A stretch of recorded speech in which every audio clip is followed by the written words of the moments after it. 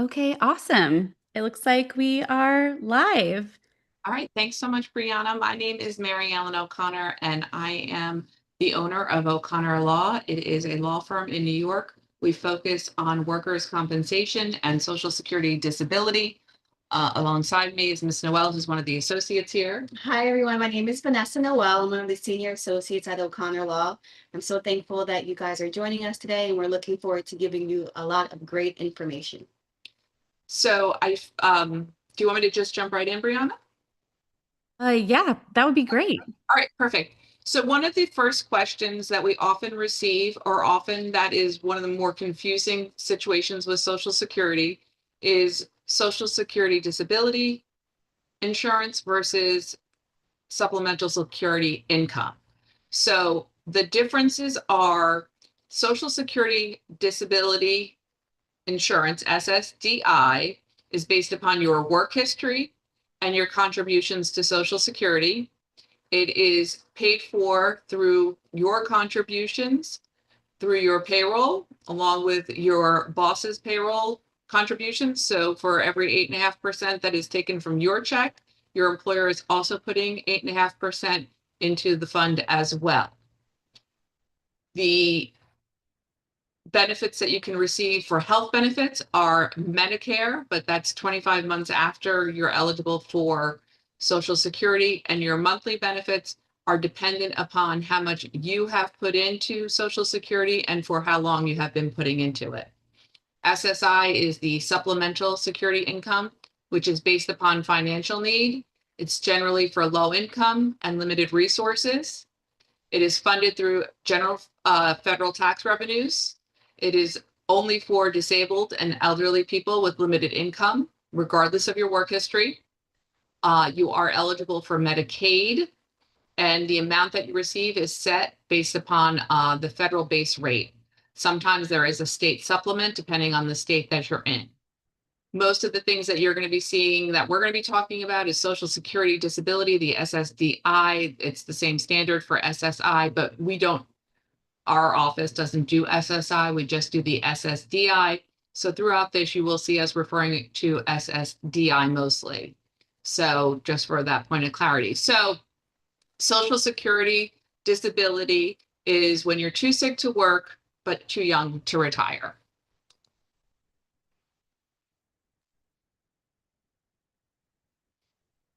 So as I indicated, Social Security pays benefits to individuals that cannot work because they have a medical condition that is expected to last at least 1 year or result in death. There is a 6-month waiting period. So even if you were to be diagnosed with a disease that limits your ability to work for more than 1 year, the first 6 months is not payable, and no one will be paid during that first 6 months. You can apply online or in person, although it's becoming limited about being able to apply in person as of this year. And I think pretty much by 2026, you will not be able to apply in person except under very extreme circumstances. You do need to be able to provide your medical history, your work history, and your education. So when you're getting ready to do your initial application online, we always like to tell people to make sure that they are prepared because there are a number of things that you're going to need. And it takes approximately 1 hour to 2 hours, depending on the medical conditions, your work history. But if you have everything up front and ready, it makes it much easier for yourself. One of the most important things is when you're applying online that you put in your name exactly as it appears on your Social Security card. If it is off, if you have a middle initial on your Social Security card, you don't realize it because you memorized your Social Security number and don't have your card, it will trigger that. It will not let you do the online application, or it will delay the process. So you want to have your Social Security card, your Social Security number, if you are married, your spouse's Social Security number, and if you have any children under the age of 18, their Social Security numbers as well. You want to make sure that if you were not born in the United States, your date of residency and citizenship, and your paperwork for your naturalization. You need to know what the last 5 years of employment history is. So if you have a lot of different jobs, you want to make sure you have all of that information. You have to have all of your doctor's records, when you treated, where you treated. This is a big one where you have to get all of the paperwork together because those are questions that are asked and need to be answered. You need to have all of the medications that you're taking as well and who's prescribing them, as well as hospital records. And also everything is direct deposit. You are not allowed to receive a check from Social Security. Actually, it came out in the news today. They are not going to be issuing checks anymore to anyone. So you need to have a place where you can have direct deposit, and they want that at the initial application stage. So who's eligible for Social Security disability? Social Security disability, you have to have worked for a minimum of 20 quarters, which is usually 5 years continuously. And if you worked for, say, 10 years and then you took a year or two gap, worked again for a year, they will look back to what your date last insured is. Initially, there's a 5-year period that's considered that you are still insured after you stop working. So examples of where we have seen this become problematic is a woman who worked from the age of 15 to 35, had their children at 35, became stay-at-home mothers, and then at 42 are diagnosed with a disabling disease, which has the inability for them to return to work. They've been out of the workforce for 7 years, even though they have enough time in the system. They would not be considered to be insured and would not be eligible to make an application for Social Security disability insurance. Additionally, one of the other things that we do see is in those circumstances, they often are also not entitled for supplemental security income because they don't have the financial need. Another thing is that you have to be unable to work with substantial gainful activity. Substantial gainful activity is based upon a financial amount. For 2025, the SGA is $1,620 per month. So depending on which state you live in the United States, the amount of work that you do would be different. In California and in New York, where we have higher minimum wages, the amount of work that you can do that would be under substantial gainful activity would be, because California has about 3 times national minimum wage. So someone in Tennessee where it's $7 an hour might be able to do 20 hours worth of work and be under substantial gainful activity, where someone in California would not be able to do 20 hours of work per week. So again, they don't base it upon the amount of work, it's based upon that financial number. If you are blind, the SGA is higher, it's $2,700. And if you are working and earning more than the SGA, the substantial gainful activity number per month, then you will not be eligible. One of the problems with the SGA is that they look on it a monthly basis, as opposed to, and some months have more than 5 weeks, or they have 3 payrolls.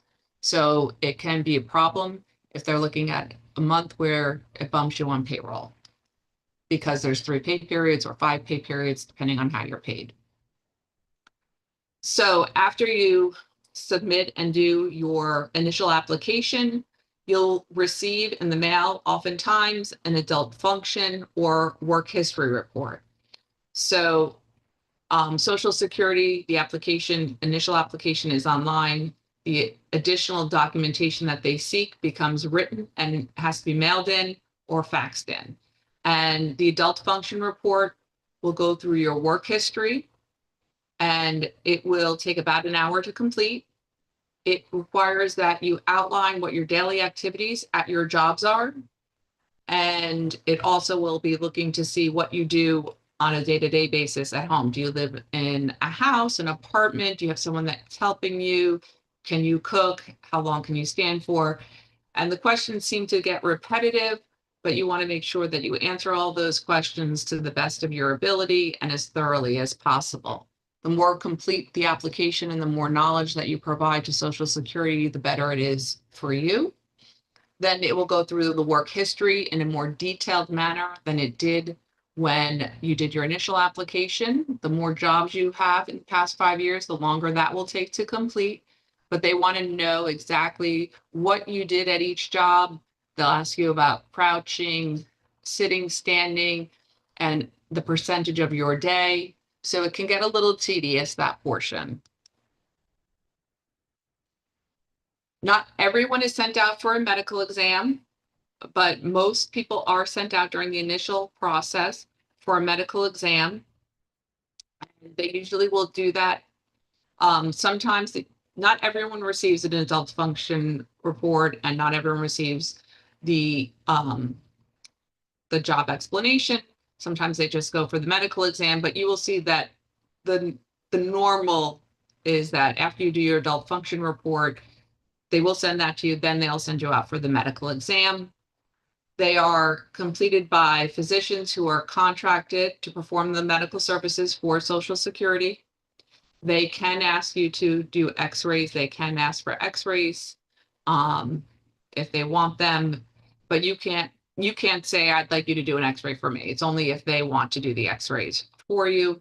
The doctors don't work for the Social Security Administration. They're meant to be independent and provide the information to Social Security as to the level of your impairment, and they are rated as mild, Mild, severe. moderate. So you'll see that the rankings will come in and they might say moderate to severe. So that's sort of, it's not fully severe, but it's more than moderate. They'll use those nomenclatures. So the purpose of the examination is not to deliver medical care or advice. It's to provide a snapshot of where your condition is and how it would limit you. They will do examinations that are physical examinations and psychiatric examinations. They can also do blood work. And even though they are very quick, oftentimes you do have to attend them. And if you have to, Social Security does try to work with your schedule. They will call you ahead of time because they don't want to have appointments canceled at the last minute.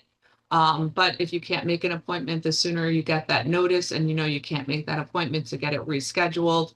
They will not, if they want to have you examined by an IMA, is what they call it, they will not make a decision without that report in there. So after your initial application is submitted and all of the additional documents, the adult function, the work history, and the IMA are in there, it takes about 2 to 3 months more for a decision to come out.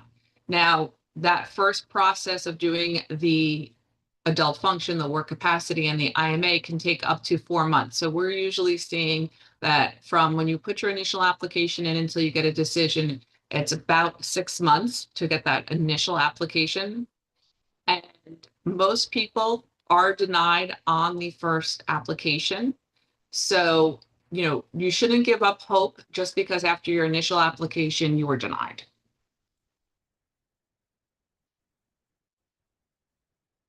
So Social Security is a 5-step process. And when they look at it, they first look to see, have you been working? And if you've been working, are you over substantial gainful activity? Again, that's that $1,620 that we just talked about. If you are making over that, you will automatically be found not to be eligible. The SGA goes up every year, and they usually publish that about mid-December. So after the first step, if you're not working or if you're earning less than the SGA, then they'll take and go to the next step. Is your medical condition severe? So your medical condition must substantially limit your ability to do basic activities such as sitting, standing, walking, lifting, and carrying. They will also check about whether or not your memory or your brain functioning, understanding, remembering, or carrying out simple instructions. So are you also they'll look for responding appropriately to supervision and coworkers and work stress, and how you are able to deal with the changes in your routine work setting. So if they find that you do meet the severe, then you go to step 3. So does your medical condition meet or equal the severity of a listing? So there is a grid, and everyone discusses and talks about the grid. They have a list of severe conditions, and if your impairment does match it, then you go to step 4. But if it does not match it, if your impairment doesn't match the grid, then SSA will evaluate your residual functional capacity. The RFC is your ability to perform full-time work through a function by function assessment. So if there's still a limitation at step 3, then we go to step 4. Then they're going to look at what your past relevant work is. So they're going to look and see what you did for the past 5 years. It used to be 15 years, actually, we have to fix that, sorry. So they look back at your last 5 years.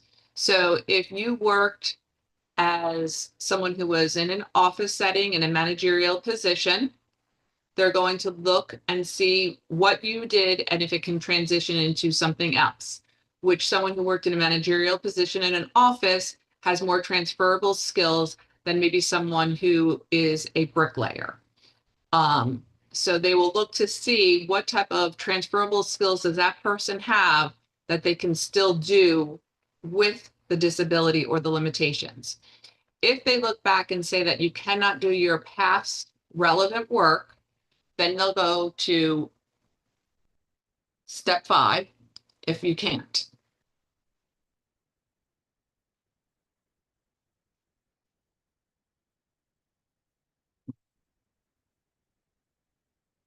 And step 5, actually, I think we made I missed this one there. They'll look to see if you can't do your past relevant work, is there any work that your work can transfer to? So if you've been a manager in an office setting, they may say that you could go and be a manager where you have the ability to sit and stand in certain jobs.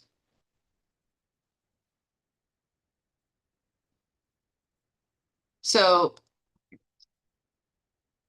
one of the things are you want to look at the medical evidence that you want to provide that shows your physical limitations.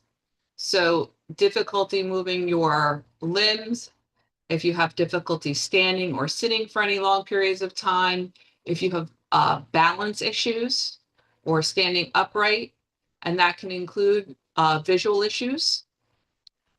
If you have challenges in work-related tasks due to limb issues, such as if you have carpal tunnel and you can't type because of the carpal tunnel, if you have any type of lung problems that causes breathing issues, or any other type of physical limitations.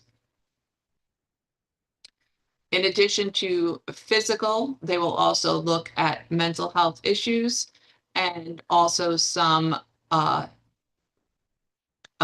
issues if you have a traumatic brain injury or concussion. So trouble maintaining concentration, pace, or persistence can stem from a head injury or brain injury, or from a psychological injury. If you have any difficulty in social interaction, which again can be both from a physical or from a psychiatric issue, emotional regulation problems, issues with memory or understanding or applying information, or any diagnosis such as bipolar, schizophrenia, or depression or post-traumatic disorder. Some of the things to assist you in making sure that you have as complete a record as possible is your medications, and if you have any side effects to those medications. So you may be taking a medication that you need to maintain staying alive, which actually has a bigger impact on your ability to go to work.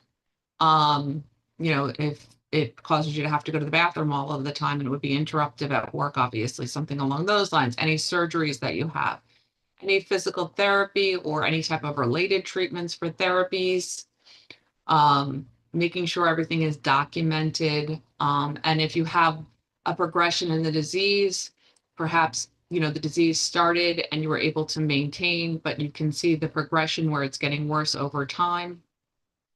The doctor should be documenting that. We all know that doctors are very busy. You want to make sure, if you can, that when you look at your medical records, that they are properly documented and recorded. If you do see issues in your medical records, if you can get them corrected prior to submitting them or prior to applying, that's going to be helpful for you.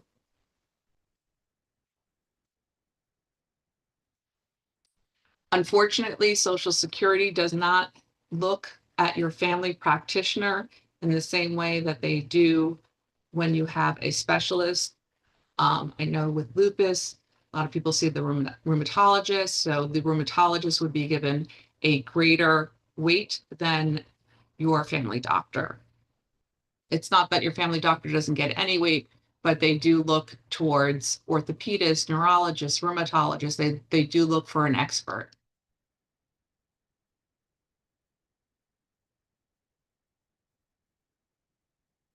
Talk to that.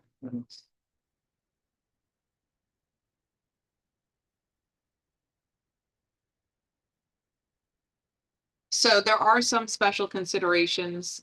So when you reach the age of 50, they consider that approaching the advanced age, and 55 is considered advanced age.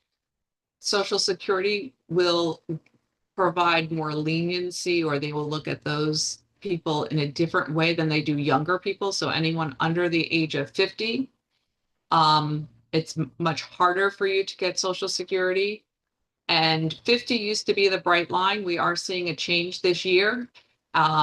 It does seem like 55 has started to become the new bright line divider. Obviously, there are always exceptions to things, and we are seeing, again, changes as of 2025 with Social Security.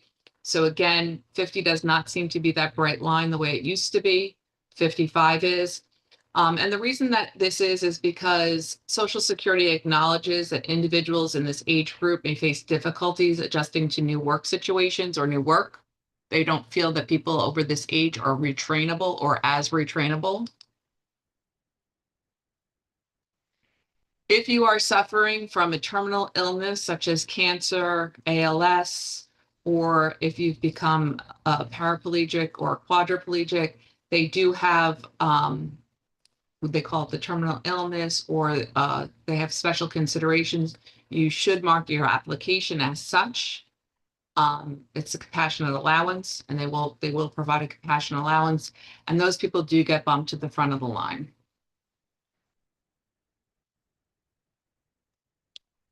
So if you are approved, you get the decision in the mail. The decision in the mail will include what your monthly benefits are. When you are considered to be disabled by Social Security, sometimes you may put that you became disabled as of January 1st of 2025. After they review everything, they can change they call that the onset date. They can move or change your onset date. So if you're alleging that your onset date is January 1st of 2025, Social Security may say, we do believe you're disabled, but we don't believe that it was until July 1st of 2025. If you do disagree with that, you have the right to take an appeal from when they put the onset date. First-time applicants often are denied. We believe that at that point, if you are denied after the first application, that it is a good time to look and seek an attorney to discuss with an attorney the next steps. There are two different steps. Most states do have a reconsideration after the initial application. You can appeal it, and it's 80 to 90% of initial applications are denied. So it is best to get the legal help after the initial application is denied. You only have 60 days to take that appeal. So it's important at that time to reach out to an attorney as soon as you get that decision in the mail, as there is, a time frame on which the appeal needs to be taken. Now, again, there's two different ways. It depends. Most states do have what's the reconsideration level. The reconsideration level takes about another 3 months. It's a new examiner who's looking at your application at that time. And if you are denied after the reconsideration level, then the next level would be to the administrative law judge. If your state does not have the reconsideration level, then the appeal goes straight to the administrative law judge. And that's where you request for a hearing. You present your case to an administrative law judge, and it takes about a year to get a hearing from when your application goes in. Those hearings are mostly by video or by telephone currently. Most are not in person any longer. It is presided over by the ALJ. It is private, but also informal. It's not like Law and Order, not big and impressive, especially now that we're by video. It's very similar to this. It's not an adversarial system. The judge is listening to understand why you're unable to work, about your medical condition. In addition to yourself, an attorney, I'd never suggest going to a hearing by yourself. I mean, you can, but it's not suggested that you do. They can have a vocational rehabilitation specialist, and they can also have a medical expert at that time. You will know ahead of time if there's going to be a medical expert or a voc rehab. I can't recall a hearing in the past 10 years that has not had a voc rehab. So they will have the voc rehab who will look to see if there are any jobs within the nation that you would be able to do or transfer. The vocational expert will determine if there's jobs that you can do within the job market. And again, it's not your local job market, it is nationwide.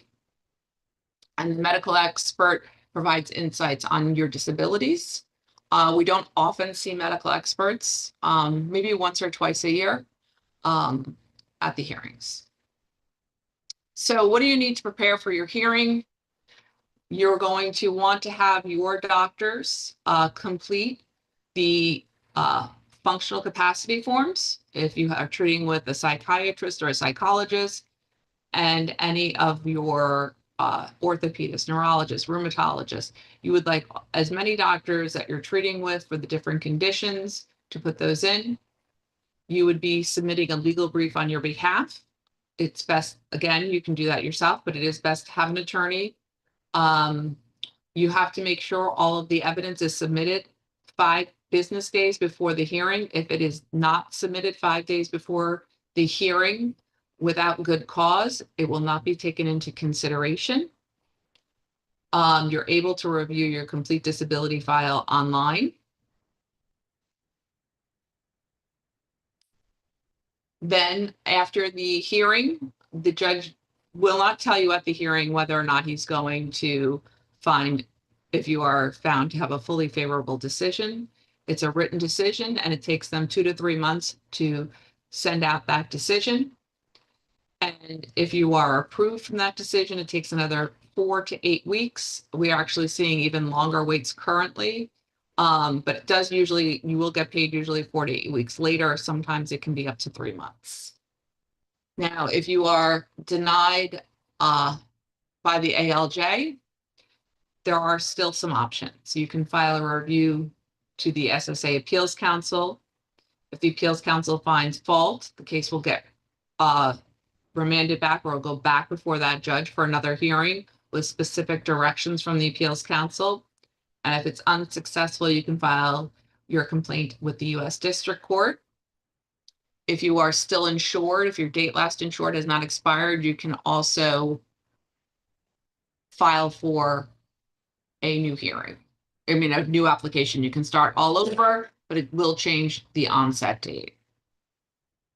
So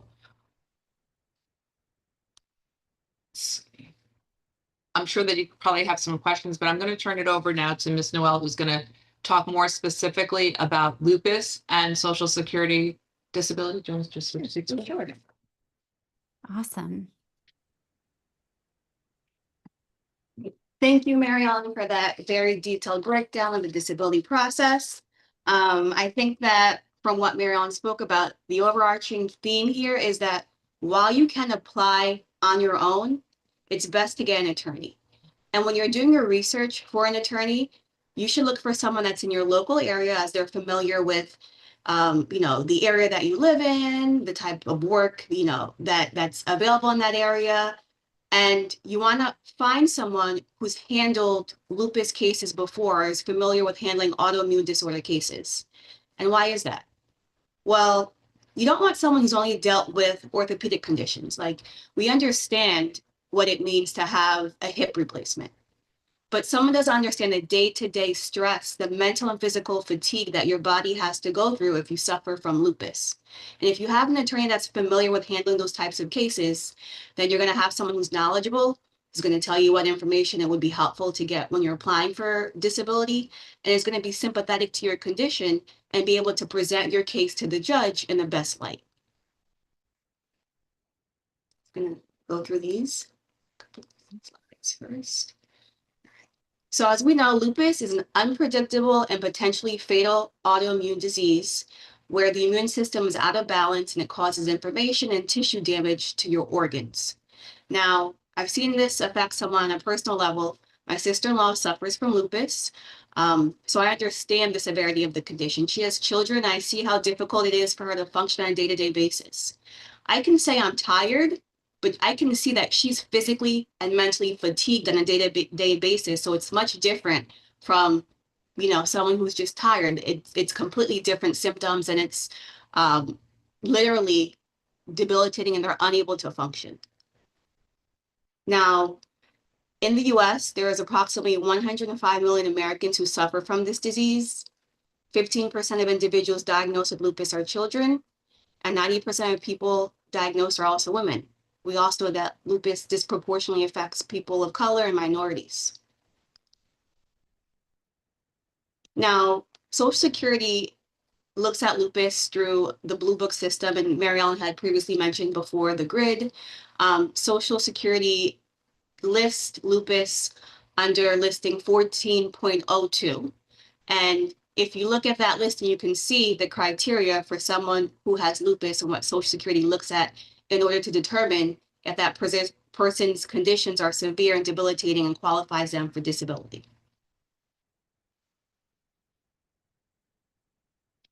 Now we're going to go through the disability criteria. So to meet the listing under 14.02 in the Social Security Blue Book, you need to have the involvement of 2 or more organs in your body. For example, it could be your respiratory system, your renal system, hematological, neurological, cardiovascular, skin, mental, at least one system that has a moderate level of disability, and at least 2 constitutional signs or symptoms. So we have the constitutional signs or symptoms listed as severe fatigue, fever, malaise, and involuntary weight loss.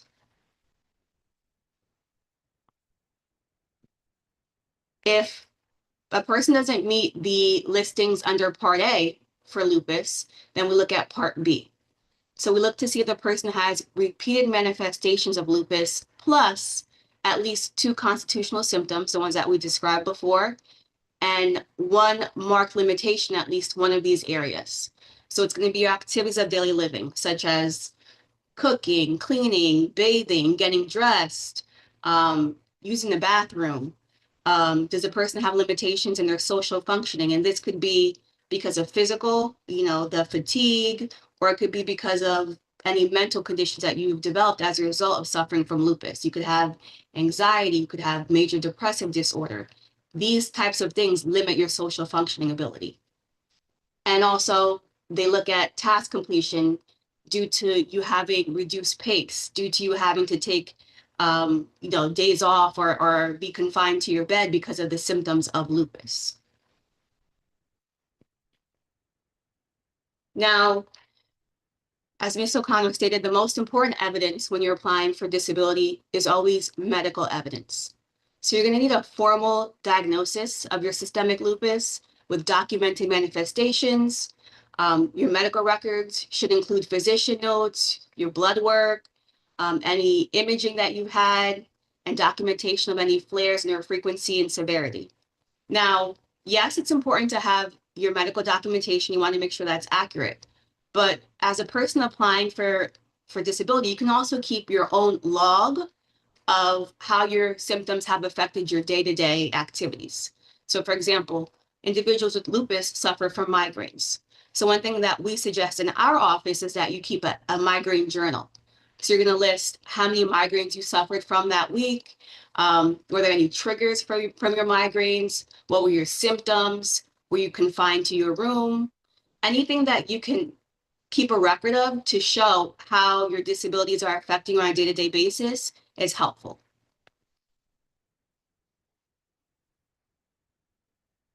So if someone doesn't meet the Social Security listing, then what happens is disability uses the residual functional capacity assessment, and that's called the RFC assessment. So the RFC evaluates your physical and mental limitations, looks at your age, your education, your past work, and your ability to perform other jobs to see if your conditions meet the severity to qualify you for disability.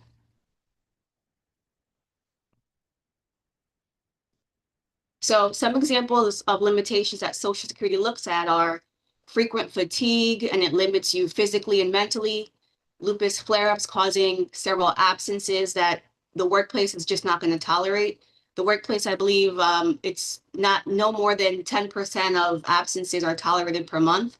So if you're losing 4 days from work, no one's going to want to hire you. You're not employable. So that's one thing that Social Security looks at.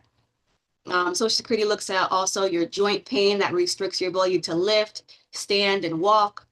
Now, oftentimes we think that people with orthopedic conditions, like a broken hip or a knee replacement or a torn shoulder rotator cuff, are more likely to get it. But you forget that people who suffer from lupus also have these orthopedic conditions as a result of the disease. Additionally, Social Security looks at cognitive impairments.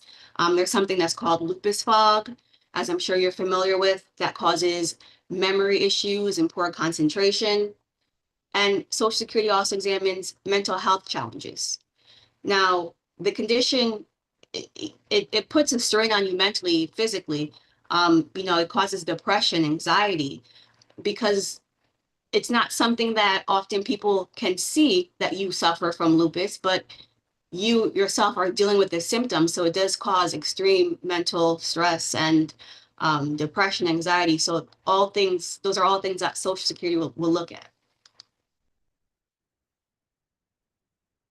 So the key takeaways when you're looking at a claim for lupus under Social Security disability is that you need to have strong, consistent medical evidence. Now, that means, going to your doctor for follow-up so things can be documented. You're going to have your blood work. If you have any orthopedic conditions where you're getting physical therapy, it's important to continue with your physical therapist appointments.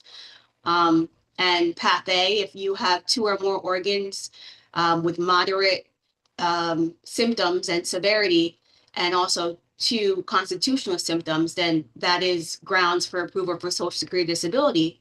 But if that's not the case in your situation, if you have recurrent flare-ups and 2 or more constitutional symptoms and 1 marked limitation in your activities of daily living and your social function and pace, that is also grounds for approval for disability. If your listing is not met, then the judge will look at your residual functional capacity and to see if there's any type of work that you can do. Now, the tips that we want to make sure that you guys are getting from this presentation is that you have to keep thorough documentation. So you need to document, you need to have your doctor for consistent visits. There needs to be diagnostic testing in the form of blood work. You can keep that journal where you're documenting any flare-ups that you're having, the symptoms from the flare-up, the frequency and the severity, and how it affected your day-to-day basis, affected you on a day-to-day basis. You can keep a headache journal documenting how consistent your headaches have been. You can, to show the progression of how your symptoms have worsened. You need to note the effects on your daily living, your cognition, your social interaction. Those things can be proven through medical evidence, obviously, and also the journal that you would keep documenting what your symptoms have been. And when you're talking about your symptoms, an attorney knows this, but a regular person that doesn't have a law degree wouldn't know this. So if you're doing the application, you want to make sure that you're using keywords. You want to say that you're not just tired, but you suffer from severe fatigue. You want to say that, you know, you're not just unable to lift or carry 10 pounds, but you have marked limitations with lifting and carrying and kneeling and squatting and bending. So you want to use those keywords. And like we've said several times, and we want to hammer this home for you, is that it's important to consult with an attorney. I know that we did talk a lot, but you guys may have questions for us, so we're happy to answer any questions that you may have. I don't know if Mary Ellen wants to add something. No, I just want to we're going to stop sharing and Okay. I think it should just go over. Oh, perfect. Yeah. Thank you so much. That was super helpful information. So thank you for sharing everything that you did. It was so detailed. We do have several questions, so I will go through those now and try to keep it brief. But first of all, we have from Chelsea, how does short-term disability benefits differ from long-term disability benefits? And do you need to exhaust your short-term before applying for long-term? Okay, so short-term and long-term disability benefits are different than Social Security disability. Those are usually private disability policies that either you have purchased or your employer has purchased. Generally, speaking, I don't do short and long-term disability, but the limited knowledge I do, you usually do have to utilize all of your short-term disability and then long-term disability kicks in. And there are usually offsets. So if you are receiving short or long-term disability and then receive Social Security, there is usually an offset.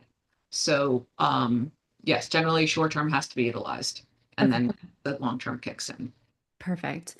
Our next question is, I've read that you have to have organ failure to qualify for lupus. Is that true?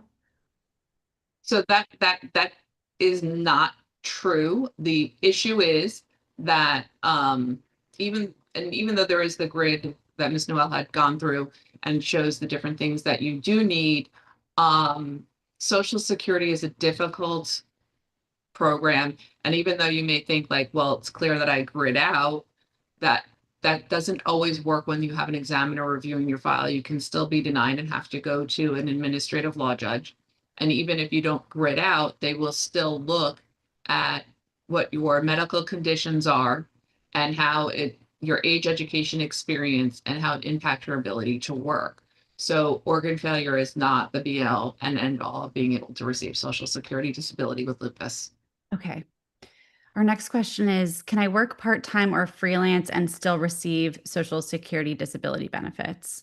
So it will depend on how much money you are receiving. That goes to substantial gainful activity. So if it is more than $1,620 per month, then you'll not be eligible. But if it is less than that, you may still be eligible. Okay, If it's more than that, it's an automatic disqualification. that makes sense. Okay.